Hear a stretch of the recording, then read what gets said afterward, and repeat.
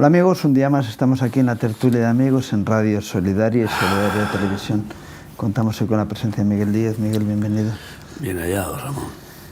Y estamos en ciernes, ya este fin de semana no, pero el siguiente, los días 1, 2 y 3 de marzo, tenemos el retiro Esther de mujeres sabias, ¿no? De mujeres comprometidas, que tiene un motivo especial que es extraordinarias, creo que es algo así, ¿no? Sí.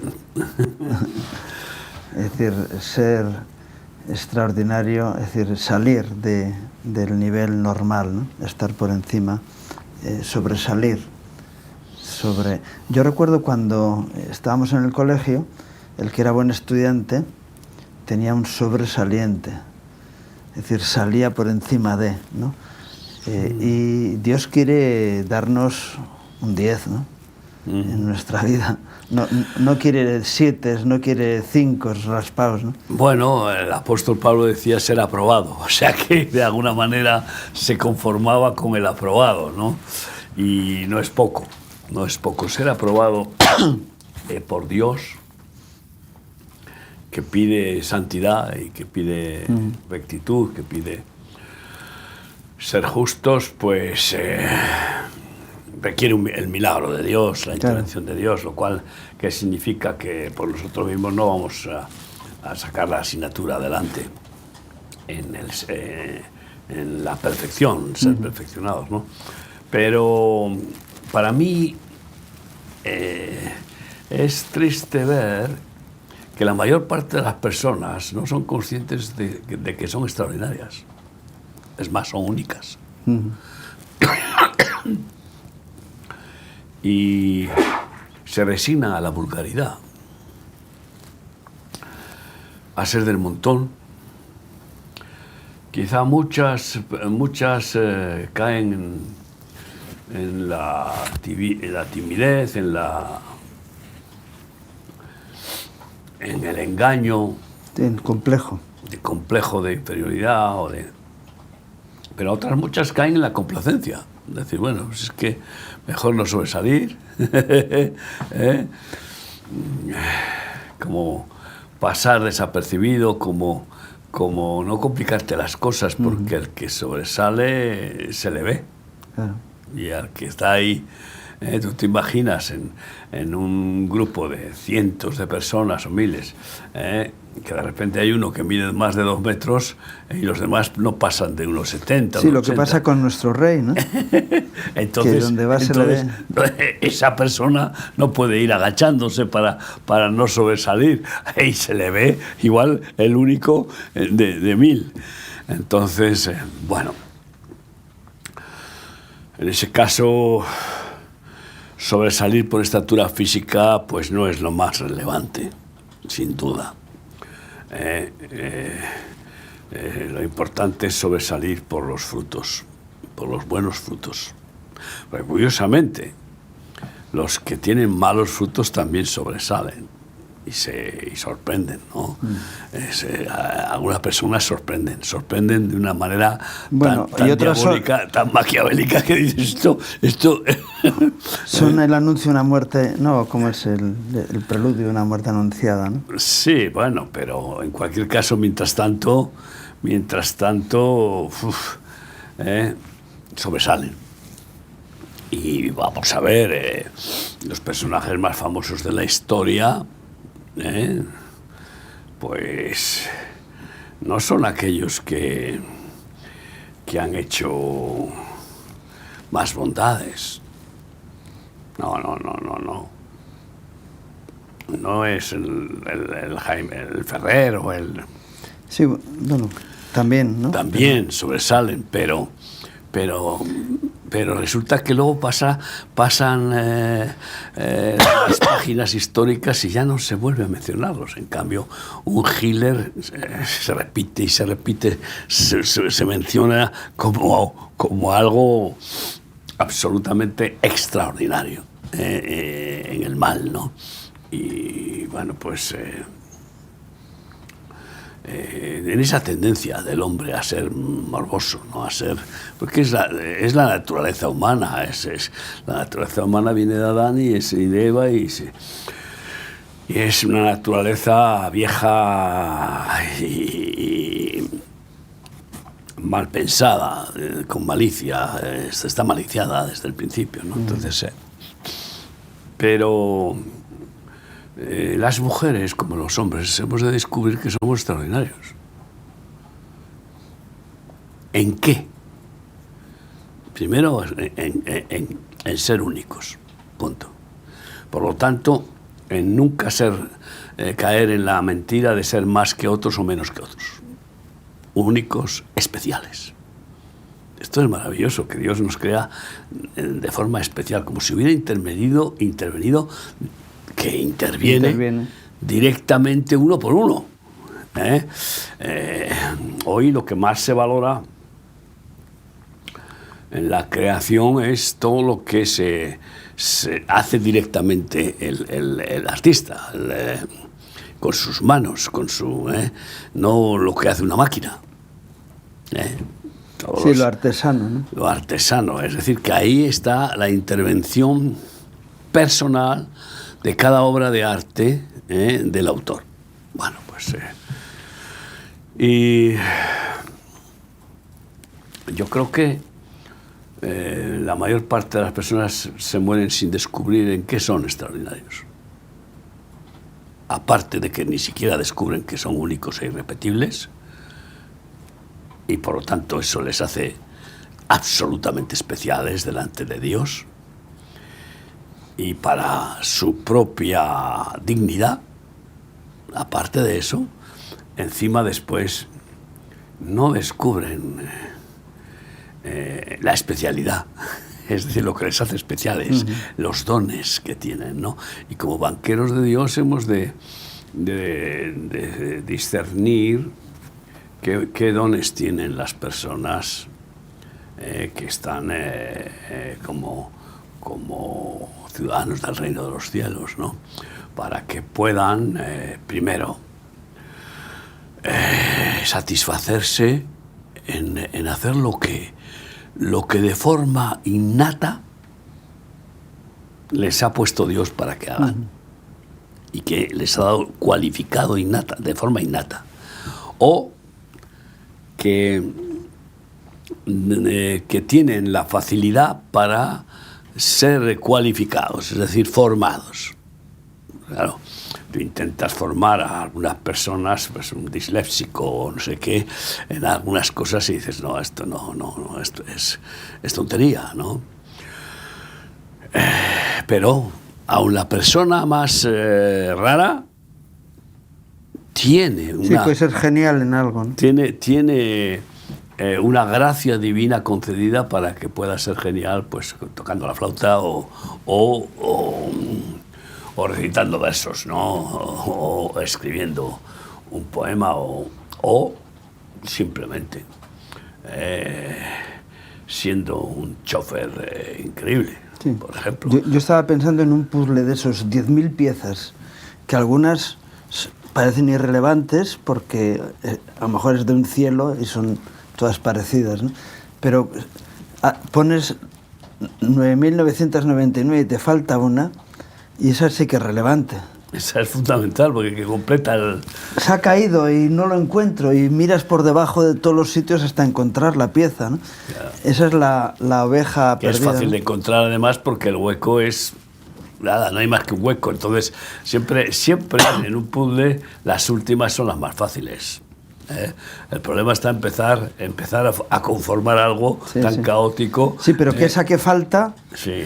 Se nota la falta de la que... Queda un espacio, que es único y solamente lo ocupa esa pieza. Una falta y una necesidad, ¿no? Pero...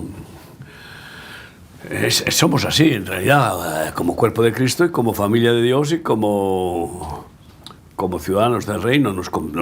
Dios nos ha hecho para complementarnos, y lo que nos falta a nosotros, otros lo tienen, ¿no? A otros se les ha concedido.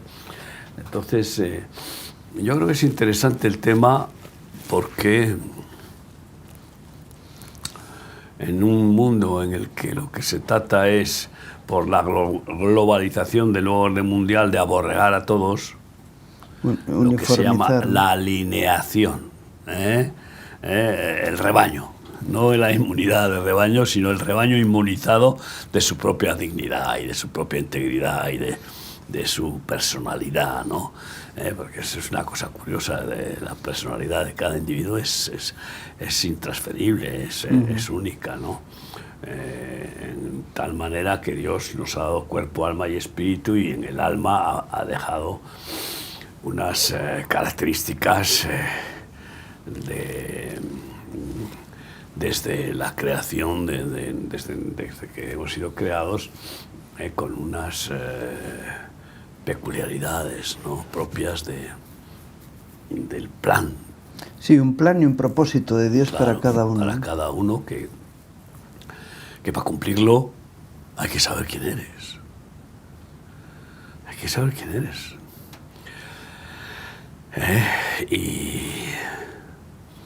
Y muchos ni se conocen a sí mismos, claro.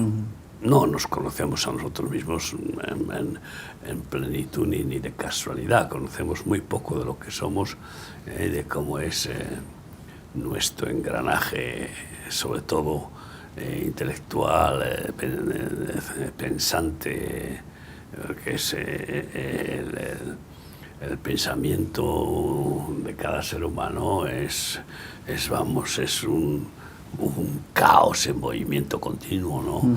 Y que, bueno, pues a veces tiene encajes en el engranaje que producen ideas determinantes, ¿no? Claro, si ese pensamiento está dirigido por el Espíritu Santo, entonces todas las cosas se van organizando y formando ese puzzle del pensar, del buen pensar de Dios, ¿no? Y con los sentimientos es igual. Entonces, pero en cualquier caso, a unos Dios les concede más memoria que a otros. Es curioso.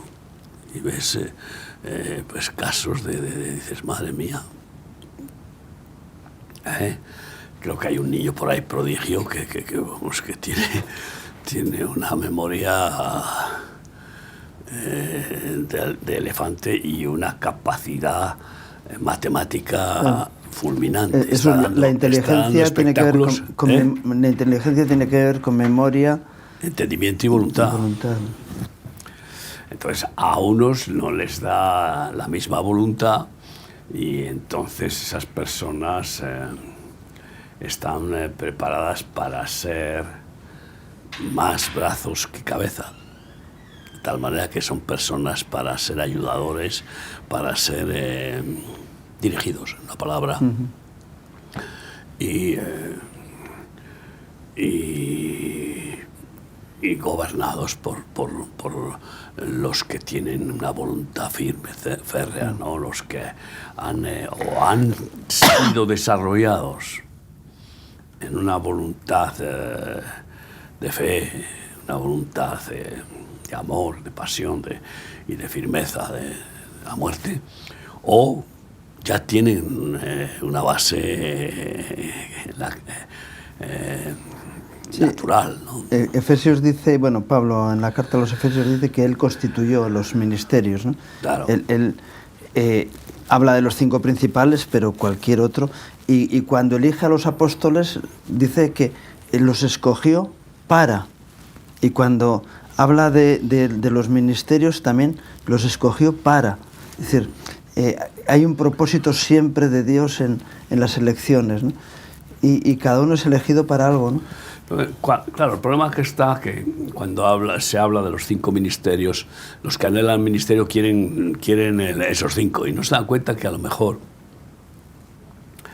ese no es el camino, sino que el Señor revele cuál. Claro, es que Él constituye, si te pones tú donde no te corresponde. Habla de los ayudadores y ahí nadie quiere ser ayudador, o casi nadie, ¿no? Salvo los que, bueno, pues son mansos, humildes, y los que tienen pues una predisposición impuesta por Dios de servicio, ¿no? Como nombraron a los 7 diáconos llenos del Espíritu Santo.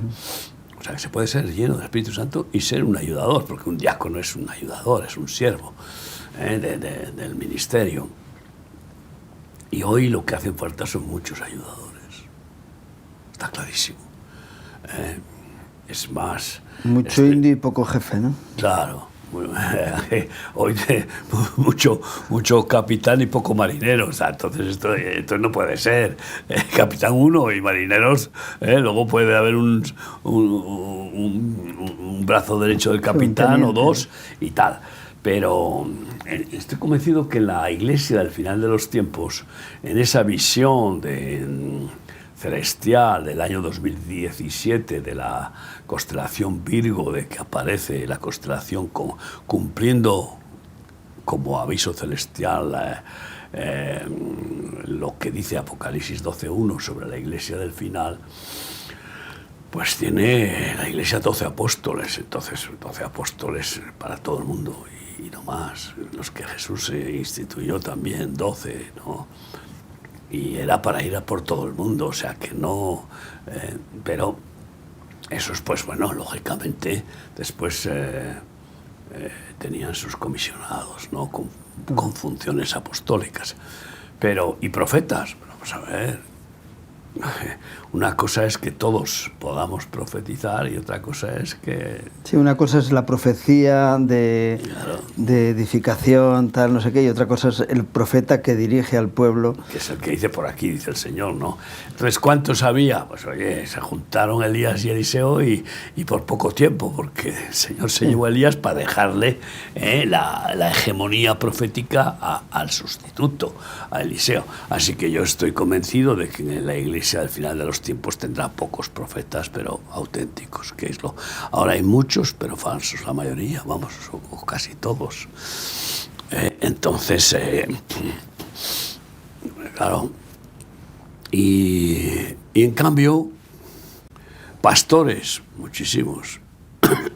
Claro, si un pastor tiene que llevar un rebaño de 1000 ovejas, pues tiene que ser un superdotado para poderlas cuidar bien. Sí, necesita 10 ayudantes, por lo menos. Claro, no puede ser. Entonces, si resulta que la Iglesia va a ser, del final de los tiempos, el resultado de ese parto de la mujer, que tiene la luna bajo sus pies, es decir, que ha ya superado todo influjo lunar religioso, que es lo que simboliza la luna, la religión, bueno, pues resulta que lo que necesita después de ese parto es quién va a pastorear a esas multitudes millonadas de personas. Entonces hace falta muchos pastores y hacen falta muchos maestros. Porque claro, cuando se produce el nuevo nacimiento de una persona, es un bebé espiritual y necesita años, necesita maestros que les formen en la mente de Cristo, en la palabra, en las palabras eternas del Señor, ¿no? Y por supuesto evangelistas, muchísimos, precisamente para conseguir ese parto, ese avivamiento final por todo el mundo, que puede ser, sí, imagínate tú, pues imagínate a 100.000 evangelistas por todo el mundo. Pues oye, que no es nada conforme a lo que es el volumen de los creyentes, ¿no? Entonces, pues oye, si hay 200 países, significaría, imagínate, a 500 evangelistas por país, o sea 500 evangelizando España, en dedicación exclusiva, todos los días, orar y evangelizar, pues apague y vámonos. No hay que nos pare. Al final todos tenemos que ser algo de evangelistas, pero bueno, no en ese aspecto. Sí, bueno, luego Dios hace la excepcionalidad que quiere, ¿no? Porque y a unos que resulta que los tiene predestinados o pensados para ser pastores, los usa como evangelistas, ¿no? Lo triste es que no sea el Espíritu el que te cambie circunstancialmente el ministerio, sino que sea la ambición personal. Yo he visto muchos que, siendo evangelistas ungidos, al tener éxito y conseguir que el Espíritu Santo manifieste el respaldo del don evangelístico y se conviertan cientos o miles, tengan la tentación de agruparlos para ser rebaño suyo, y entonces se constituyen en pastores. Y yo conozco algunos aquí, sin don y sin gracia, España, ¿no? Y que resulta que se conforman después como pastores, y luego encima no solo eso, quieren ya ser apóstoles, ¿no? Y olvidan el don. Y ya se centran en el tremendo trabajo que significa ser pastores, y más aún después gobernar a los que escoge, no el Espíritu Santo, sino que escoge para ser sus dedos en su extensión. Eso es ambición, exceso de celo, que puede tener buenas intenciones, pero que no es lo que agrada a Dios. Y en esos casos, y a mí se me viene a la cabeza uno que le quiero mucho, pero que es evangelista, no es pastor, y que pues las ovejas entran por una puerta, muchas van entrando y salen por otras, entonces no están ahí mucho tiempo, porque encima el mensaje de ese supuesto pastor es casi siempre lo mismo. Es el mensaje de un evangelista. Y claro, las ovejas tomando biberón evangelístico en los cultos durante meses, pues escuchan, y sobre todo en un mundo en el que pues la palabra corre ya por todos los costados, pues conocen otros pastos y dicen, no, yo quiero crecer, aquí no crezco, aquí estoy con un chupete todo el día, y se marchan. O, peor aún, al no formarse ministerios pastorales, porque un evangelista forma evangelistas, o sea, esto es lo más propio, salvo esa excepcionalidad de Dios. La ley de la reproducción es ese, ¿no? Conforme claro, conforme a tu personalidad, a tu identidad, a tu don. Y entonces, y en esos casos muchos salen y forman sus grupos, y ahí está lo que se llama el crecimiento por división, que no puede ser de crecimiento, eso es un cáncer, una carnicería, es un dolor continuo, y continuamente tienen una división, y al cabo de 2 años otra división, o varias a la vez. Entonces las mujeres, yo les digo, el mayor problema que tiene una mujer cristiana hoy en día se llama feminismo. El mensaje del feminismo es decir, mujer, tú no vales para nada, eres un desastre, tienes que hacerte hombre, tienes que ocupar el lugar que ocupan los hombres y hacer lo que hacen los hombres, porque eso es lo que realmente merece la pena. Tu labor como para lo que una mujer está preparada, para ser madre, para tener un corazón compasivo y hacer actividades que son propias del espíritu femenino, ¿no? Y dice, todo eso que por milenios la mujer ha estado haciendo no vale, es absurdo. El crecimiento sano de una sociedad viene por buenas madres, buenas nodrizas, que han ido educando en equilibrio emocional a sus hijos, ¿no? Cuando la mujer deja esa labor y realiza las labores masculinas, queda en descubierto la labor que tienen que realizar. Claro, piensa que en realidad son las religiones, incluso cristianas, las que más han castrado a la mujer después del Islam. que eso ya es el colmo de la castración de la mujer al punto de... Sí, bueno, y el hinduismo, y bueno, en fin. Bueno, el hinduismo no tanto,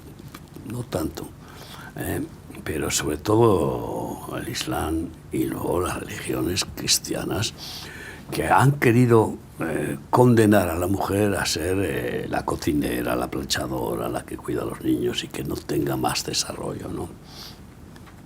Lo cual no es el plan de Dios. El plan